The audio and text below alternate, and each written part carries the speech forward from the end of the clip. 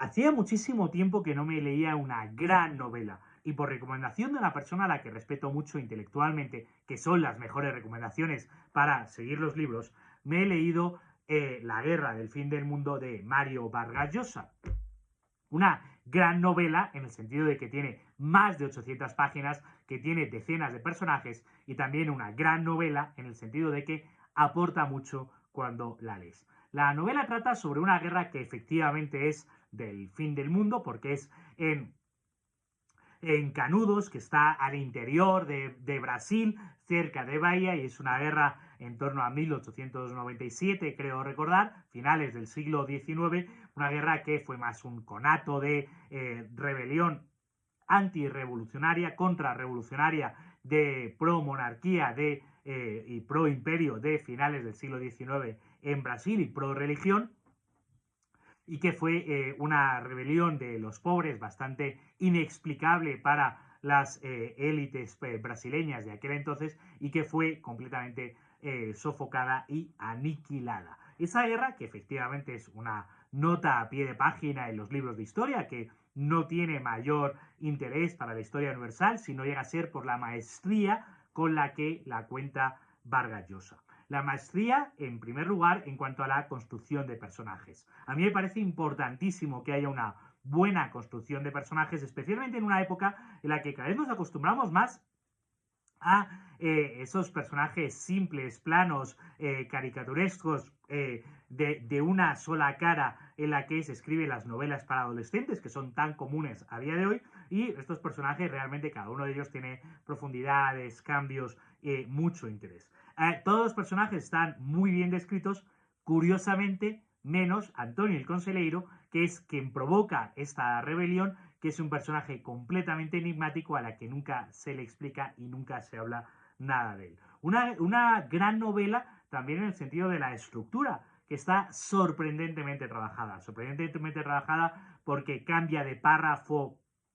entre un párrafo y otro sin mayor cambio de escena, cambia de lugar, está contada a retazos de lado y lado de cada uno de los personajes o de cada una de las historias, y ese nivel de complejidad en la estructura narrativa, que no es lineal, sino que la va cortando y la va poniendo, también, por un lado, sorprende y por otro lado, se agradece. Requiere más por parte del lector, porque de repente cambia el párrafo y no sabe de lo que estamos hablando ahora, pero también se agradece porque lo hace bastante más dinámico y bastante más interesante esa contarlo a retazos. También una gran novela, puesto que te permite entender ese contexto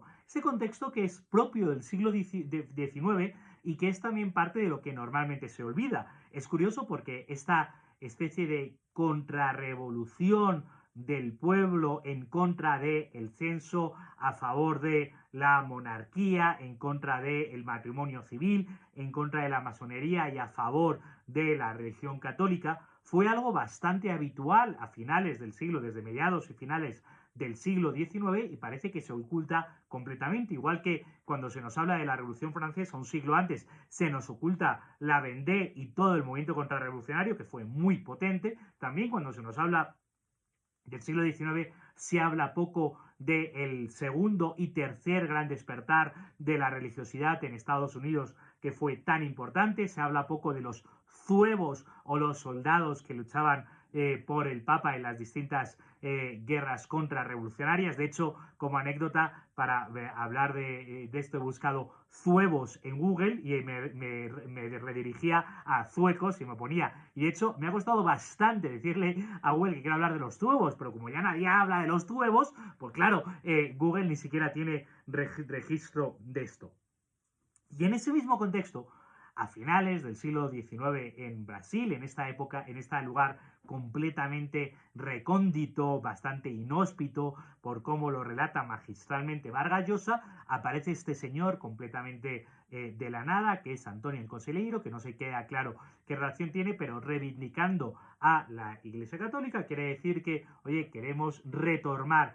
no estamos contentos con esta nueva república porque habían expulsado al rey, al emperador Pedro de Brasil, no estamos de acuerdo con la idea del censo, no estamos de acuerdo, que me parece algo bastante importante, ya desde Quirinos, que quiso hacer un censo cuando gobernaba la Siria en tiempos de Cristo. Eso fue lo que hizo que Jesús, José y María se tuviesen que desplazar. Luego la idea de los censos no es tan buena. Reivindican el matrimonio religioso, reivindican una vuelta a sus tradiciones y una reconversión por la religiosidad, que ya digo que fue bastante común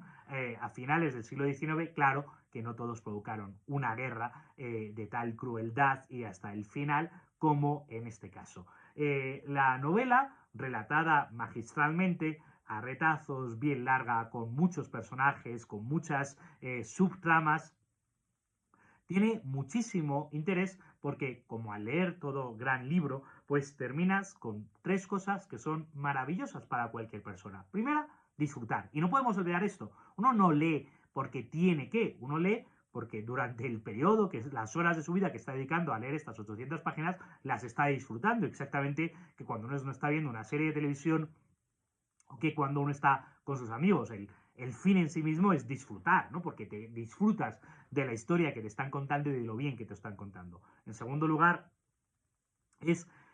que te permite entender mejor a las personas. Ver tantas vidas tan distintas, tan magistralmente contadas, te permite entender mejor a las personas. Y en tercer lugar, te permite entender mejor el tiempo en el que vives. Esa guerra completamente marginal, efectivamente en el fin del mundo, completamente desconocida, en Brasil, relatada por las manos de Vargas Llosa, te habla de cosas muy importantes, de cómo no se entendían esos nuevos fundadores de esa república brasileña que mutantis mutandis se puede trasladar a gran parte de las repúblicas latinoamericanas en ese periodo del siglo XIX, donde se quería hacer todo ex novo, frente a un pueblo que quería volver a sus antiguas tradiciones y que no entendía muy bien estos cambios y que se veía bastante desamparado y que siguió la bandera de este consejero, Antonio el Consejero, que apareció por ahí, que no sabe muy bien quién es, pero que tenía un mensaje bastante bíblico en el sentido de pobreza,